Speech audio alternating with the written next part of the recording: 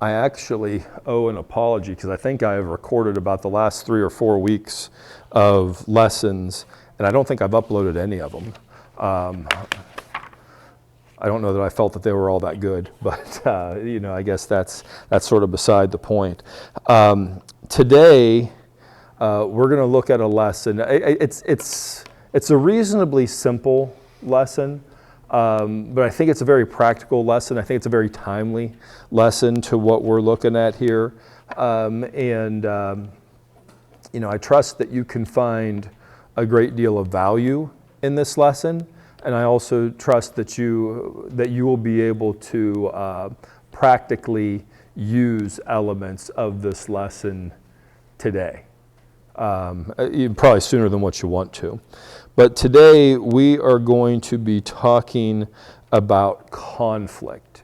Now, for those of you that have been with me for a little bit, I had actually, I was looking to do this lesson towards the end of August, and I don't remember what happened that I got sideways and the lesson got punted on, and so here we are. So just as we get started, I'm curious, by show of hands, who here has ever dealt with conflict? All right, so most of us have had conflict. Has anyone been dealing with conflict today or this morning? What a peaceful bunch. What a peaceful bunch. You see, I was hoping Trace would walk in and I'd be able to ask her because I'm pretty sure that she'd probably put both hands up right now because I can only imagine the conflict that happened. By show of hands, how many of you like conflict? There's some people that like... There are. There's actually personality types that like conflict. There's personality types that basically they won't respect you if you're not willing to fight. Right? So there's some people who like conflict. How many of you have ever had a conflict with another believer? Oh, okay. That's most of us here.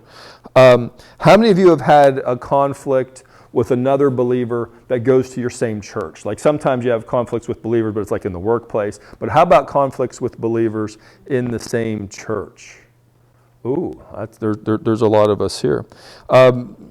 Awkward, isn't it? It's awkward when you have something like that.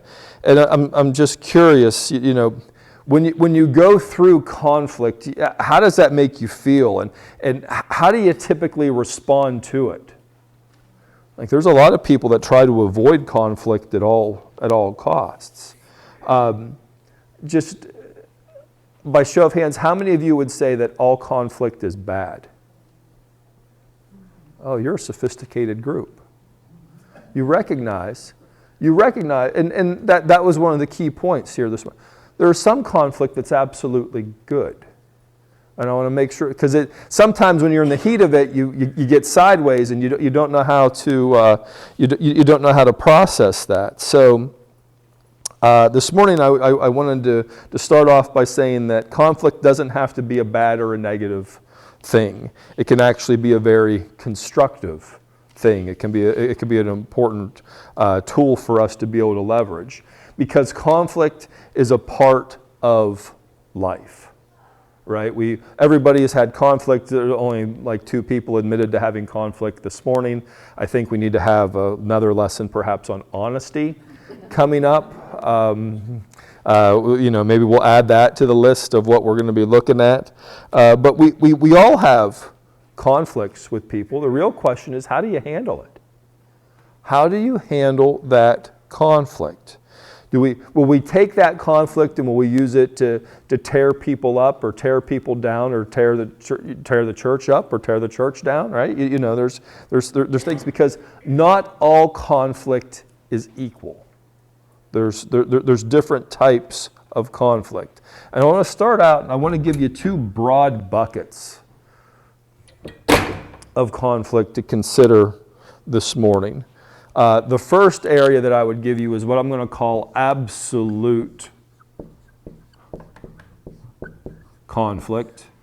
And then the other type, I'm going to call that relative conflict. And that's not conflict with your relatives. But absolute conflict, just as a very general definition, it's about being in opposition to God. Opposition. Is that the right way? Hopefully that's spelled the right way, right? You have a conflict because you have somebody who is in complete opposition to what God tells us is true, right? That's one type. The other is relative conflict, and this comes from a difference in unmatched expectations.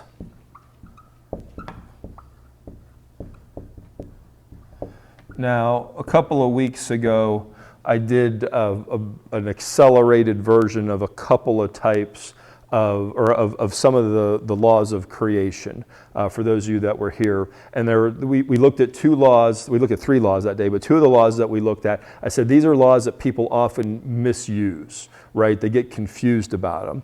And one of them is this. It's the law of opposites, right? That was the law of polarity. And then we also get the law of relativity. People get confused about this. So this is just relative to what, right? And we get these laws confused, and it can apply to how we look at conflict, right? We can look at all conflict, and we can take relative conflict and we can look at that as absolute, and we can take absolute conflict and look at that as relative. We can get confused about that stuff. So I thought it was just I thought it was important to call that out. Now I want to give you an example to test you on this. I'm going to give you an example, and I want you to tell me, is this absolute conflict or is this relative conflict? And this actually comes from a real life experience. Back in June, Trace and I went to Ocean City, Maryland. We were there for the weekend, and while we were there, we're going down the boardwalk. And who's been to Ocean City before? Okay, quite a few of you have, right? And how many ice cream shops are there in Ocean City? There's a bunch. There's about one every block, right? And so we're going, and there's an ice cream shop. And I said, hey, why don't we split a sundae? Now, as we looked at the menu, it said that a sundae at this particular ice cream shop was $12.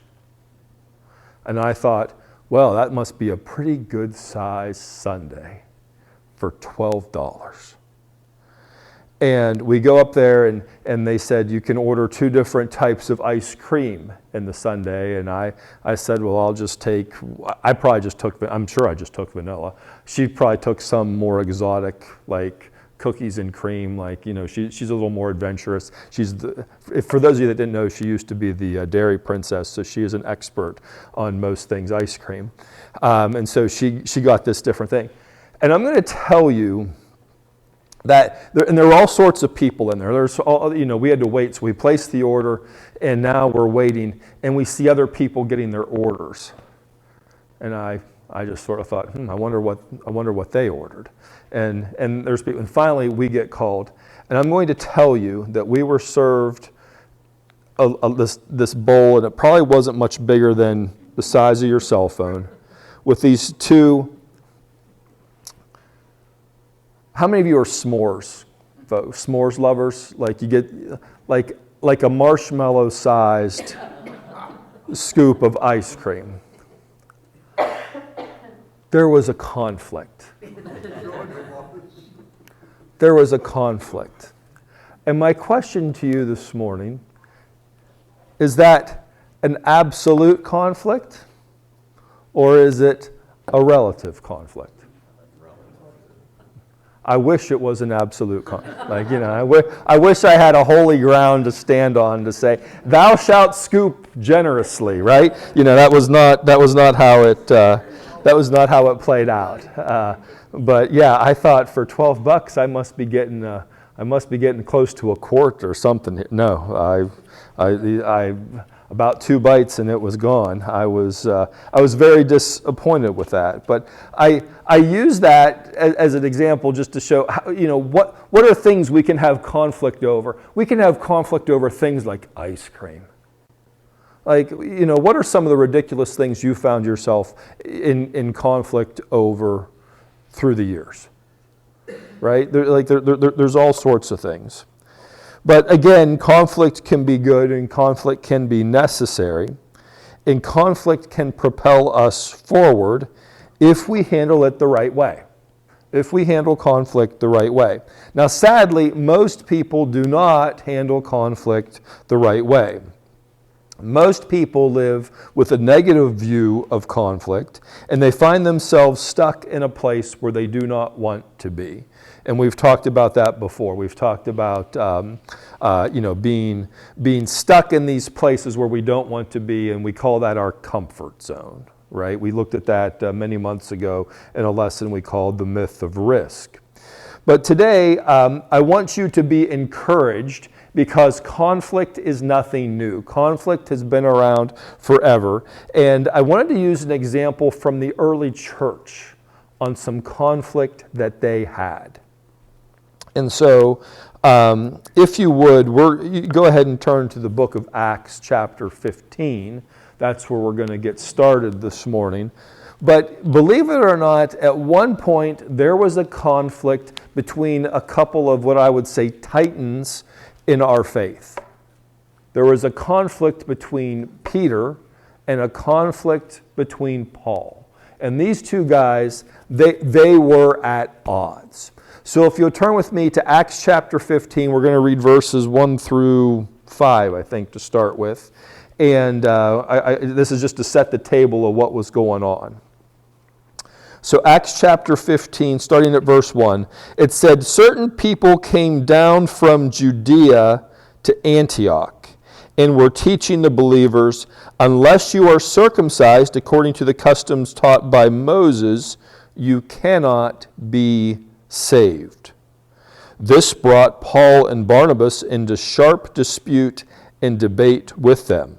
So Paul and Barnabas were appointed, along with some other believers, to go up to Jerusalem to see the apostles and elders about this question.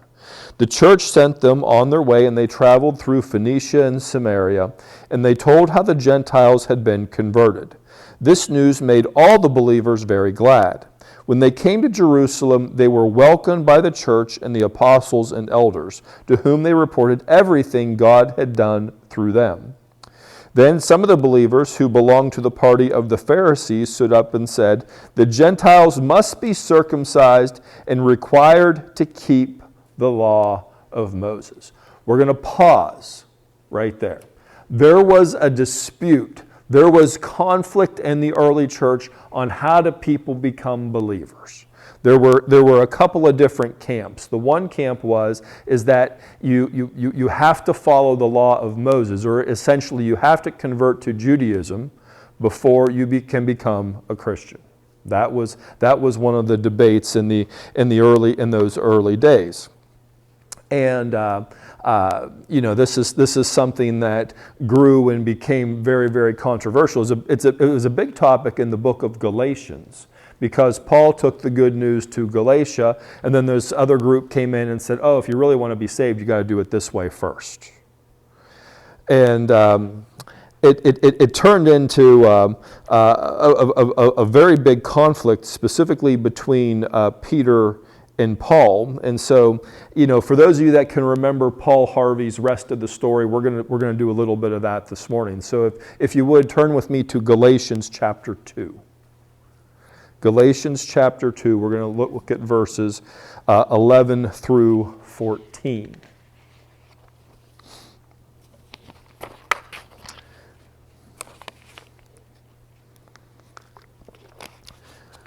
Paul writes, "When Cephas, Peter, came to Antioch, I opposed him to his face, because he stood condemned. For before certain men came from James, he used to eat with the Gentiles. But when they arrived, he began to draw back and separate himself from the Gentiles, because he was afraid of those who belonged to the circumcision group. The other Jews joined him in his hypocrisy. so that by their hypocrisy even Barnabas was led astray. When I saw that they were not acting in line with the truth of the gospel, I said to Peter in front of them all, "You are a Jew, yet you live like a Gentile and not like a Jew. How is it then that you force Gentiles to follow Jewish customs?" This is a conflict. This is something where Peter and Paul stood in opposition to each other. And I think it's interesting, and I think it's important that we recognize that even prominent figures in the church had conflict. Right? And I think we also need to recognize that there is some permission there as well, as long as we're working towards the appropriate end. Right? As long as we're working towards the appropriate end. Paul confronted Peter because he believed Peter's behavior was not consistent with the truth of the gospel. He was calling Peter out because he had an absolute conflict. Peter, what you're doing is in opposition to what God's telling us, right?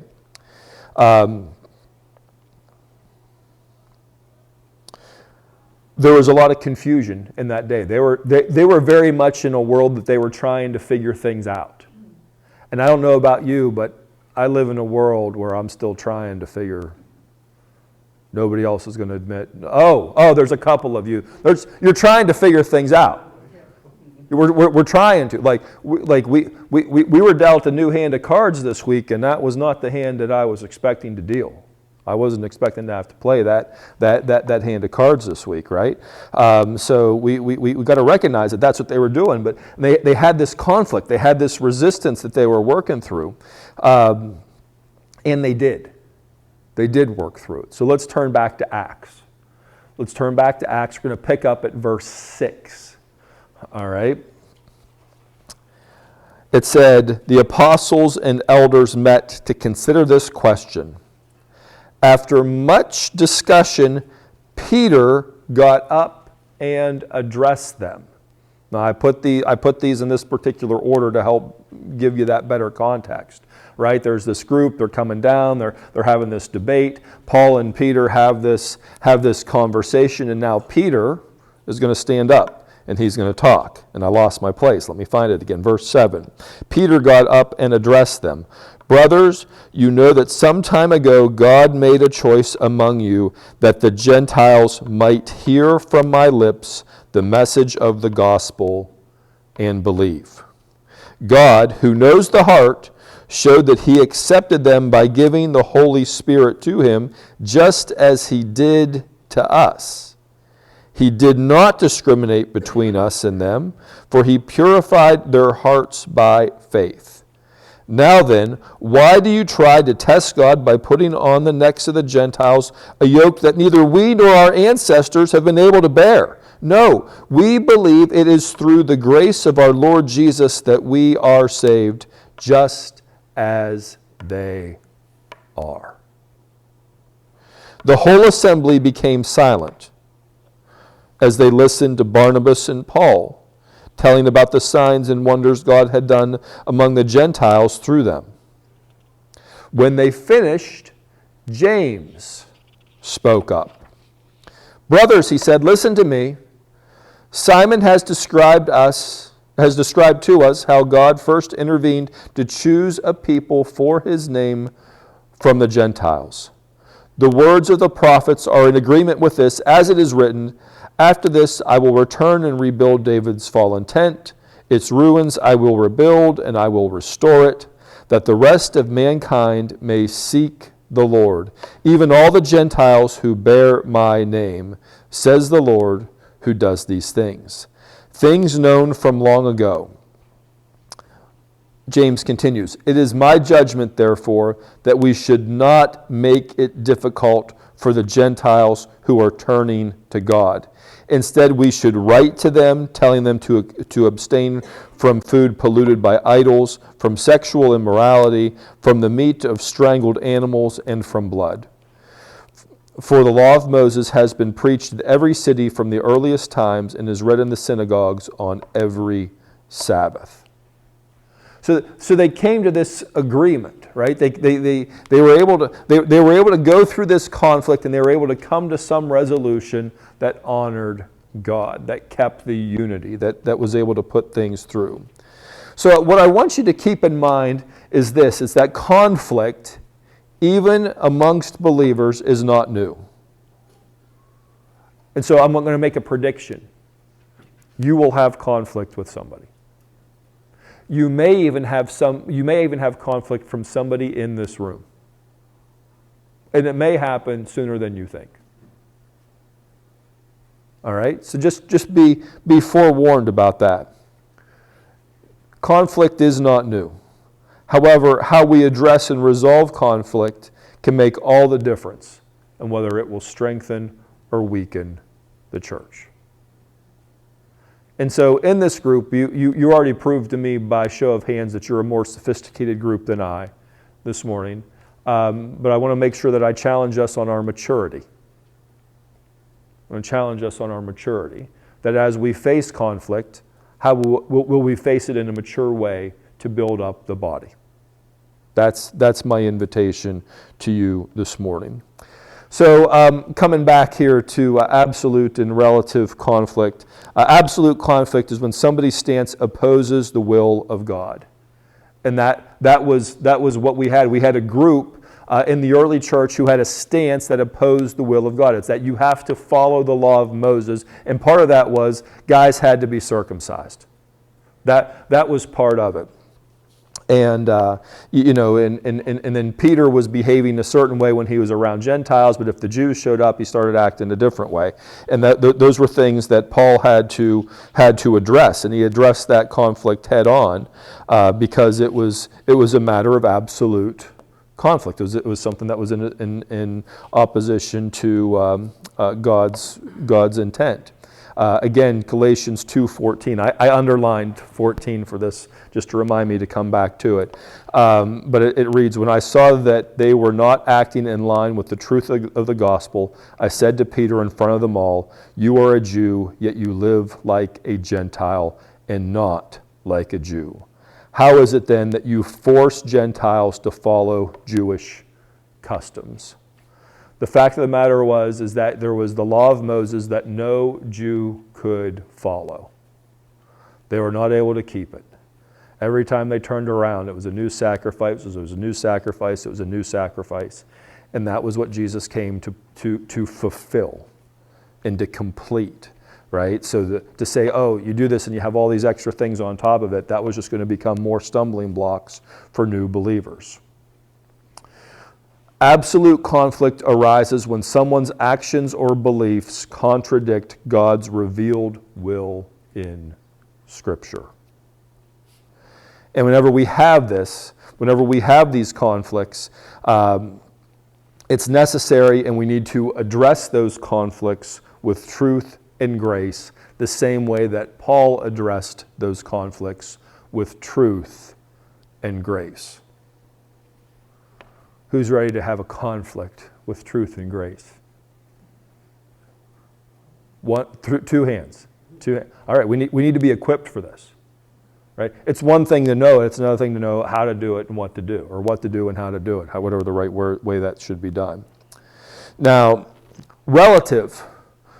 This is something, and part of the reason that I wanted to do this lesson is it's a very timely lesson because I'm just curious, have you seen any conflict in society? No. I mean, if there's ever been a time to go backwards, like let's get rid of electricity, let's get rid of communication, like now would be that time, wouldn't it? But now, like there's more communication than ever. And what do you see? You see conflict. And what you see is a lot of people who do not handle conflict the right way, and that's what's being modeled for us, and that's what a lot of people then mimic.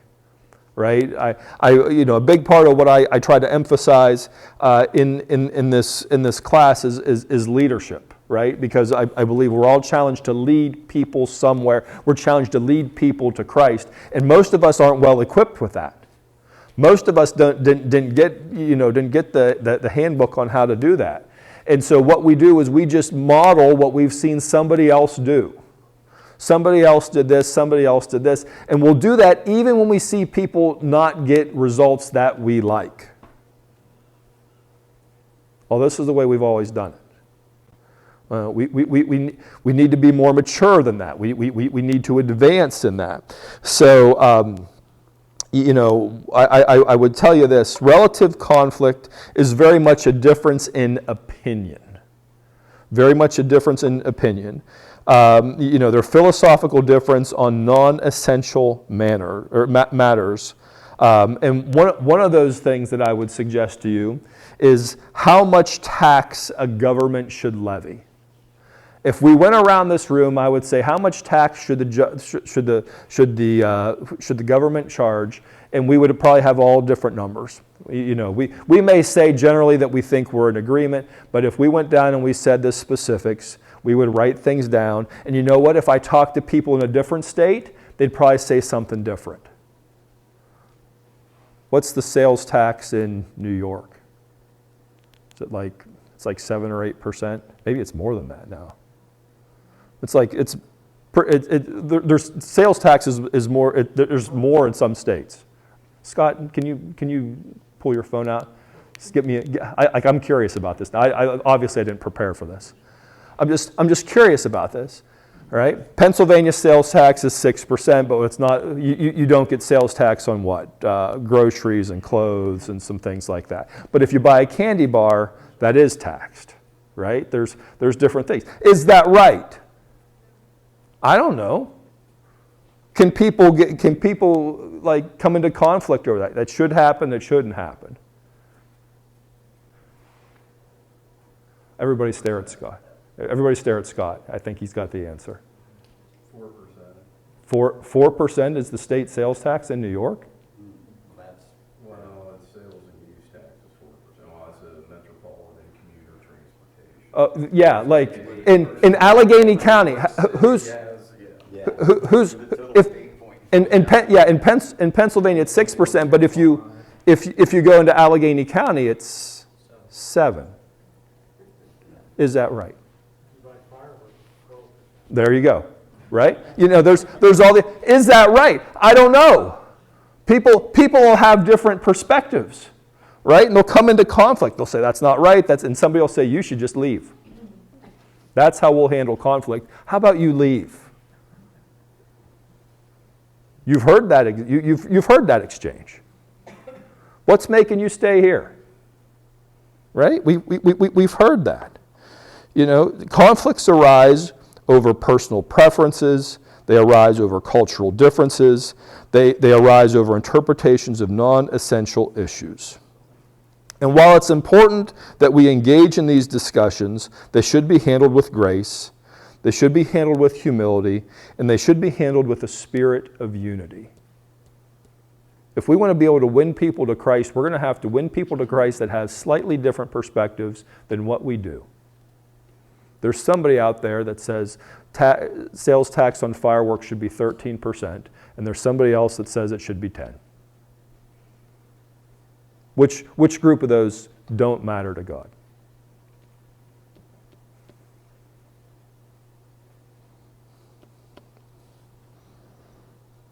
People today experience relative conflict and disagreements over even things in church, right? How many are aware of churches who have had major conflicts, relative conflicts, over the type of worship music? Now, we all know that David composed most of his psalms on the piano. I'm saying sarcastically. As far as I know, the piano hadn't been invented yet. But there's different expectations on these things, right? And people take harsh stances on it, and people will let that go to disunity. And that's why I think it's important that we understand conflict and how do we address and how do we resolve conflict.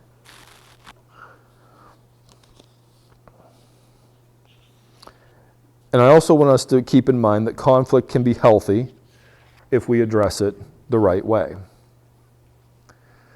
So for those of you that are taking notes, this is just a note that I had written down. It said, in matters of relative conflict, believers need to practice unity and love even when they disagree. They should seek to resolve these conflicts in ways that honor God and build up the church. Now, my concern today is that believers find themselves in all different types of conflict, absolute and relative, and they don't know how to do this. So I got a couple of things that I want to, and you probably know these things, but we'll just take a moment to remind you.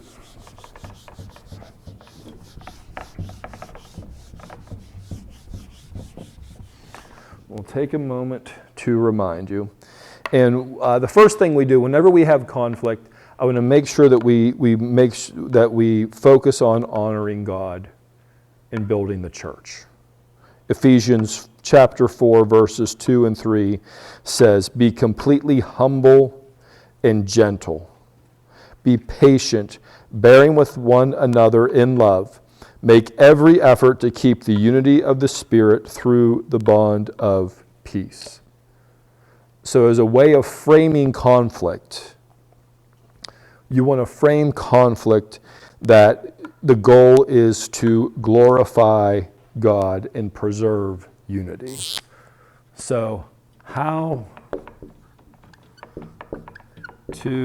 was just going to write how to fight, but I'm going to be more sophisticated. I'm going to say how to resolve conflict.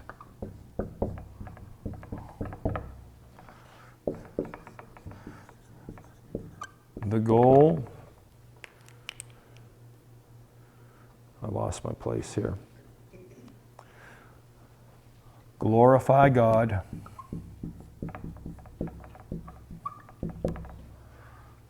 Maintain unity. Because we know there's people out there. We know that there are believers out there that how they carry on in resolving conflict embarrasses you on behalf of the church. Is that a fair statement? Would anybody agree with that? A couple of you, some of you are going to shake their head. Yeah, it happens. It happens.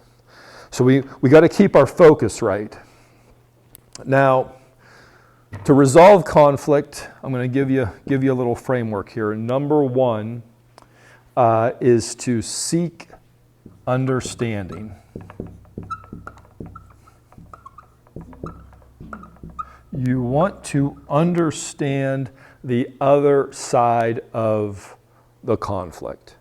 If you do not understand the other side of the conflict, perhaps you're missing an important piece of the puzzle. Perhaps you're missing something key, right? You want to listen to the other person's perspectives, and this is very much why last week's lesson was about asking questions. Ask questions. Don't make assumptions. Ask questions. Fill in the blanks. Make sure that you know what's going on. Ask questions. Don't tell. Right? This is, and I don't know if I shared this with you last week. This may be just an add-on. Whenever you're having a conversation with somebody, if they say the same thing multiple times, there's a reason for that.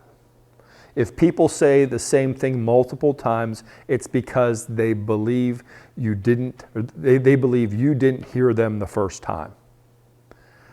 Parents, I will illustrate this for you.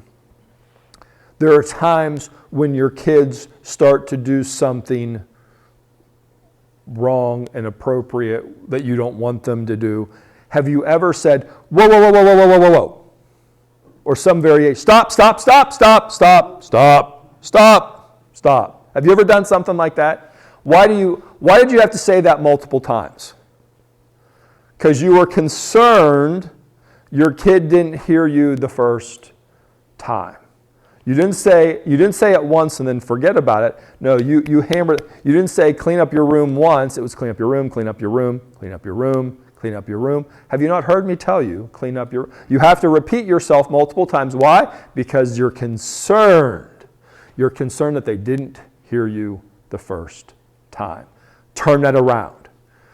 If you hear people saying the same thing to you multiple times, why are they saying the same thing to you multiple times? It's because they're concerned that you didn't hear them the first time. Now, just to connect that back, the trick to it is to repeat people's words back to them. I'm stopping, Dad. I'm stopping, Dad. I'm slow. I'm whatever it is, right? Like whenever you do that confirms that something was heard. So we want to hear. We want to seek understanding. We want to hear people out in what they're doing. The second,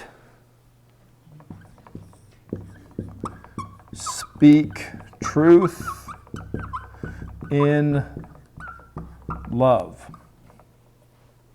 Speak truth in love. Like Paul and Peter, sometimes we need to confront sin or inconsistency when we see it. But it must be done with love and with the desire for reconciliation. Ephesians 4:15. Paul writes, instead, speaking the truth in love, we will grow to become, in every respect, the mature body of Him who is the head, that is Christ. Now, I want to give you a very simple trick to help you do this, because we see this not happen, right? We see conversations that happen that do not have love as an ingredient in them. I'm the only person that witnesses this. Is anybody seen? Okay, there's like you see these conversations. This is the trick. This is the trick. Before you have this. Well, I'll give you a couple of tricks here. This one is before you go and you have that conversation. I'm going to pick on Henry because I can see Henry here. If I have a conflict with Henry, before I start to speak to him, I have to say to myself, I love Henry. I love Bob. I love Scott. I love Linda. I love Michelle. I can't see much further than that. But you know, if you tell yourself that, it starts to rewire your brain.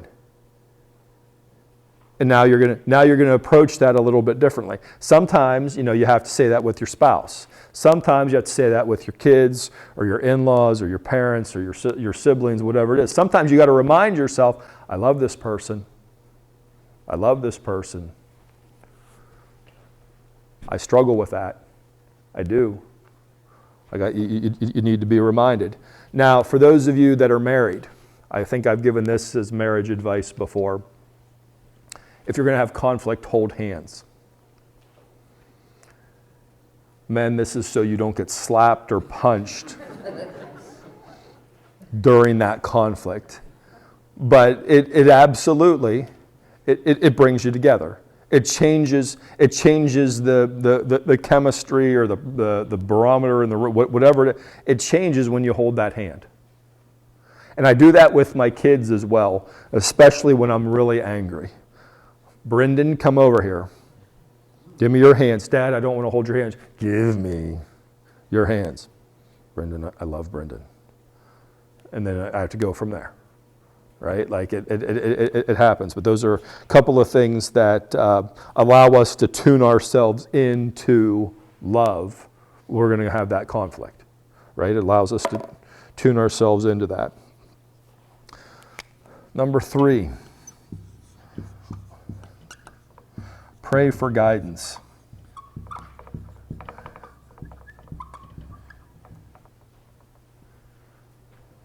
Now, I used to think that if I went into a conflict and I had all my notes in order, I could just go in there, I could present my conflict, I would then of course win, and it would all be done. Doesn't always work that way. In fact, it's rarely worked that way for me. I need to have some of these different pieces. I need to understand. I need to make sure that I tune myself in to love. And I need to pray for guidance to, hey, how do I, and sometimes I'll even preface that, hey, as we go through this conflict, it is very likely that I'm going to say something insensitive or even accidentally negative or derogatory. I don't know if that's the right word or not, but like I have, one of my spiritual gifts is saying the wrong thing at the wrong time. I do it well. I'm really, really talented at it. I'll say something and I will later be corrected, like, I can't believe you said that to that person at that particular time. Didn't you know? And the answer was, no, I'm largely oblivious, right? But we need to pray for guidance as we go into that conflict. You know, we want to pray for wisdom. We want to pray for understanding. We want to pray for peace. We want to pray for reconciliation as we go through that whole process. So seek that guidance as you go through so that you can be present and then navigate appropriately. The last thing, number 4. Seek peace and reconciliation.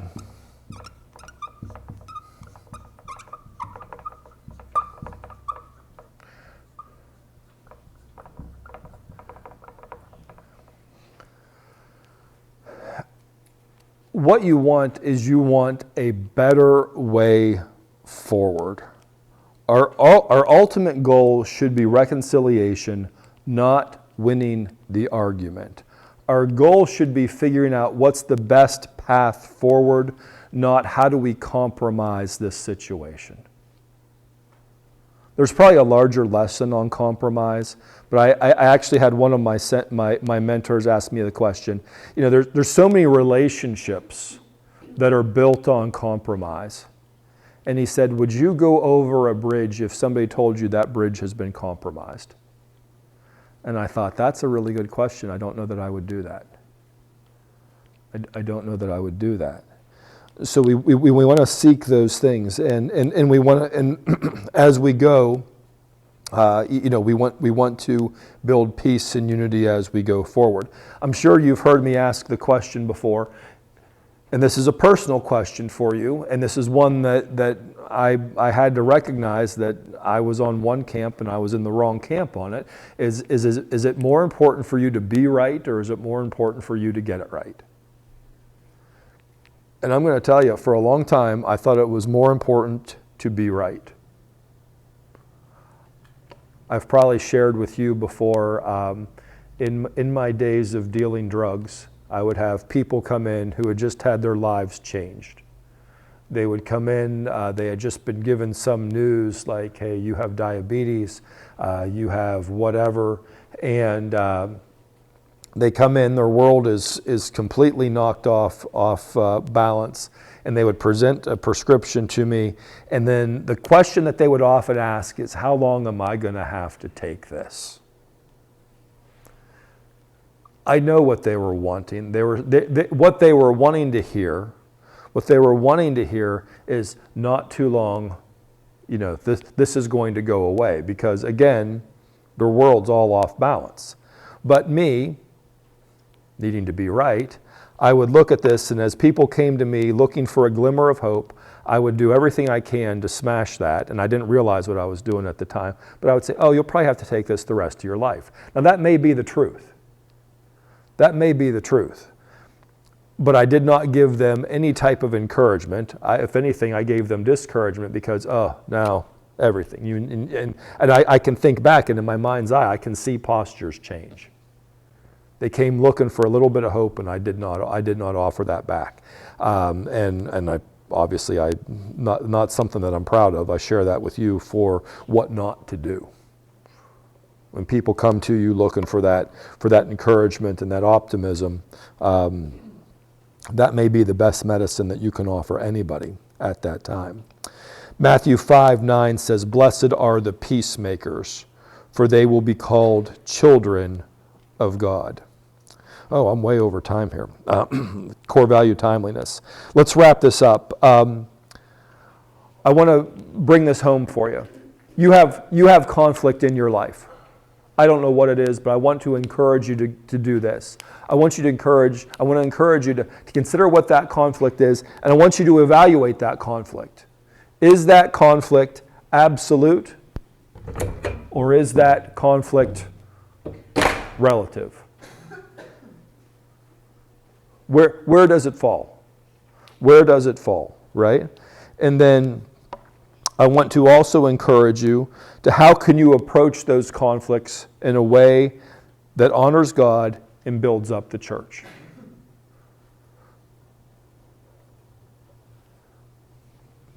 You want to make sure that you're honoring God and building up the church and not just seeking to win an argument. And then in a very practical way, I want you to say, what is one step you can do? What is the next step that you can do to move towards resolving that conflict in a way that models Jesus' love and humility? Romans 12:18 reads, "If it is possible, as far as it depends on you, live at peace with everyone." Not just with people who look like you or sound like you or whatever. Live at peace with everyone. With that, I will put the 3 letters on the board, ACT, based on what you have been presented this morning. What action will you take? What change will you make? And is there something that you learned today that you could teach to somebody else for your benefit and for theirs? And with that, that's what I have for you this morning.